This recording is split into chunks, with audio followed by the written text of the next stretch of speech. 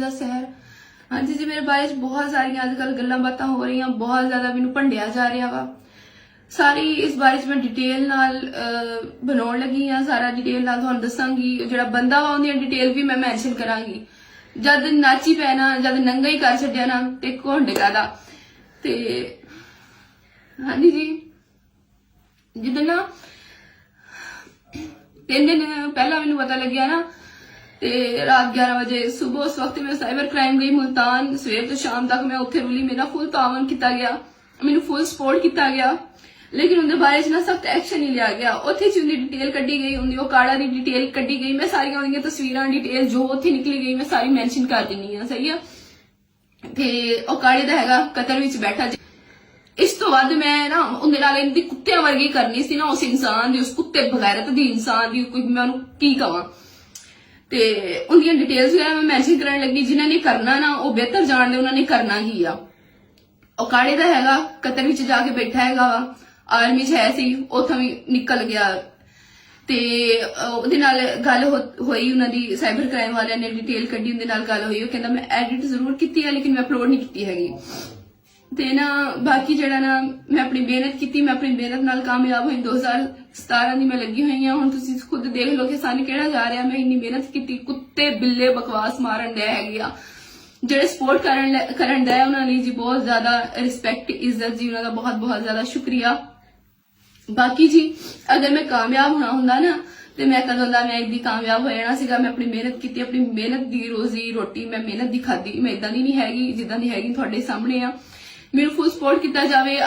Fake interviews, fake बकवास मारी जा रही है ते मैं ना इदां दी नहीं हैगी। बाकी जी मेरा यह कसूर सीगा कि मैनू फुल ब्लैकमेल किया गया।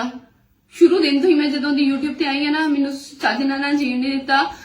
ते शुरू दिन तो मैंने ब्लैकमेलिंग कदी किदां दी मैं अपनी मेहनत जारी रखी, कदी छाड़ दी, कदी जारी रखी, क्योंकि मेरी फैमिली ने मैनू बहुत ज्यादा सपोर्ट किया।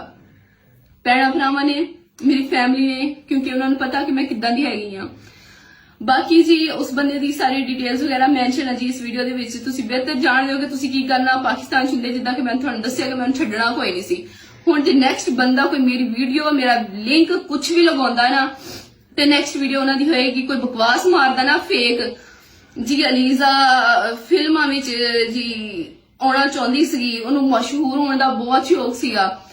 ओनू जी जेड़ा ना मशहूर होने का बहुत शौक सीगा। वो कहंदी बहुत ज्यादा गंदी बकवास मारी गई है मेरे बारे च। ते नेक्स्ट वीडियो जी उन्हां दे मुतल्लिक होएगी जो बकवास मारनगे मेरे बारे च।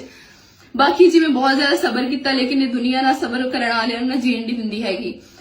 ते हुण तुहानूं पता कि तुसीं बेहतर की करना। जदों कहंदे आ ना, जिद्दां मैं कहा वा कि नाची पै ते घुंड कादा, जदों नंगा ही कर छड्डिया ना ते शर्म कादी, ते मैं रोड उत्ते निकल आउणा। हुण बहुत हो गया, बहुत। मैं ना इदां दा तुहाडे कोलों एक्सपैक्ट नहीं कीता सीगा कि मेरे नाल तुसीं इदां करोगे।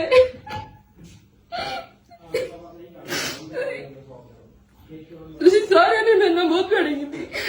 अल्लाह पुछणा ना, अल्लाह बेहतर जानदा मैं किदां दी हां।